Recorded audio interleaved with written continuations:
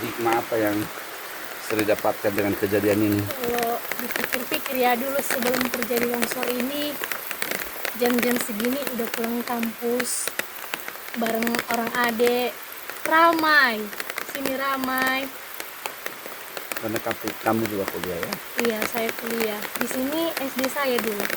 Di sini. Iya, SD adik. Kamu kuliah di mana? Saya kuliah di STI Al Wasliyah. Di bawah ini. Sarudi, iya. Sarudi. Nah, jadi pas surat-surat saya juga nggak sempat saya ambil, seperti ijazah saya, lapor, semuanya udah tertimbun. Rumah orang paci, rumah orang tante, semuanya di sini tempat kami lahir udah lama. Jadi kalau di sini iya, dilahirkan. ini kedua kalinya saya ke sini karena waktu pertama kali kayak masih belum bisa menerima. Ini kedua kalinya saya ke sini. Jadi apa yang kamu mengerti dengan kejadian ini, bahwa Tuhan Maha Kuasa itu Ya, aku boleh buat. Mungkin ini juga sebagai teguran bagi kami. Tapi yang terlintas di benak kami, nanti kedepannya kami seperti apa ya, tinggal di mana sampai detik ini. karena ini agak berat ya. Iya, karena rumah kami ya di sini, kami tinggal lahir di sini. Jadi kalau tinggal pun di sini, rasa trauma itu pasti ada.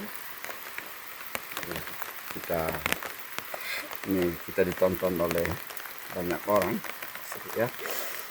Semoga mereka lewat di sini di video kita ini dan bisa mengulurkan tangan apa yang mereka miliki untuk mengembalikan, atau bukan mengembalikan dari awal, tapi setidaknya meringankan sedikit beban saat ini. Untuk saudara-saudaraku yang nonton video ini, share sampai kita ketemu orang yang bisa memberikan rumah sementara ya. Iya. Setidaknya bisa tidur di sana. Saya melihat memang ada posko ya di tenda-tenda tadi, tapi di bawahnya juga lumpur dan tidak. Waktu itu saya juga punya keponakan 9 hari. Oke. Pas terjadinya longsor ini kami di Dusun 3 sana. Jadi pas hari kedua kami berlarian sama membawa bayi itu. Umurnya usianya masih 9 hari. Dan sampai hari ini selamat. Jadi apa yang kamu harapkan dari penonton yang saat ini sedang menonton video kita ini? Saya berharap kepada fans, kepada penonton, kepada semua, atau Bapak Presiden, mungkin sama kami Bapak Presiden ya. membutuhkan uluran tangan Bapak Presiden untuk memberikan kami tempat tinggal sementara. Sampai detik ini kami juga nggak tahu pikiran kami sekarang gimana kami ke depannya, karena